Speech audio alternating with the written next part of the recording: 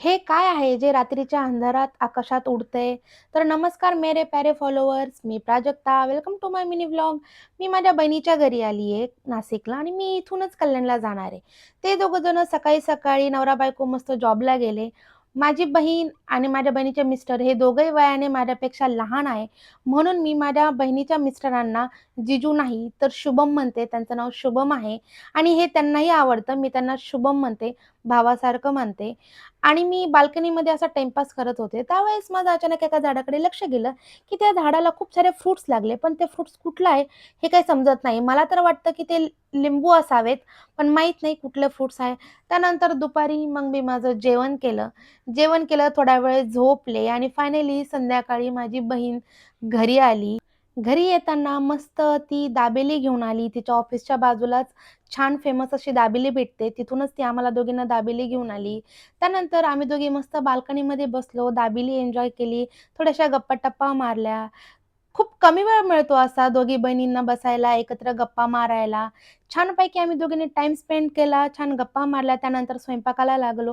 ती मला म्हणाली, की "ताई तुझ्या हातची मस्तपैकी पनीर भुर्जी कर." ती माझ्या हातची पनीर भुर्जी तिला खूप आवडते. मग छान आम्ही दोघींनी मिळून मस्त पनीर भुर्जी केली, लच्छीदार पराठे बनवले, रात्री जेवण केलं आणि तिला माझ्या हातची पनीर भुर्जी खूप आवडली. मस्तपैकी आमचं जेवण वगैरे झालं आणि रात्रीचं आम्ही बाल्कनीत जाऊन उभं राहिलो. तेव्हा बघितलं, की हे आकाशामध्ये खूप सारे लाईट चमकतायत. हे फटाके तर नाहीये, कारण की फटाके फुटण्यासारखा आवाज मात्र तिथून येतोय. पण ते काय आहे हे कळत नाहीये. माझी बहीण इथे आत्ताच शिफ्ट झाली आहे.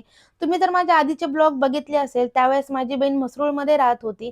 नाशिकचाच एरिया आहे म्हसरूळ. ती तिथे राहायला होती, पण तिने आता तिचं सामान शिफ्ट केलं आणि ती इकडे राहायला आली आहे आणि तिथेच हे आत्ताच आम्ही बघतोय, की हे जे बाहेर चमकतंय दिवसा बघा, हे जे डोंगर आहेत ना पाठीमागे बिल्डिंगच्या मागे, हे रात्री तिथेच चमकतंय.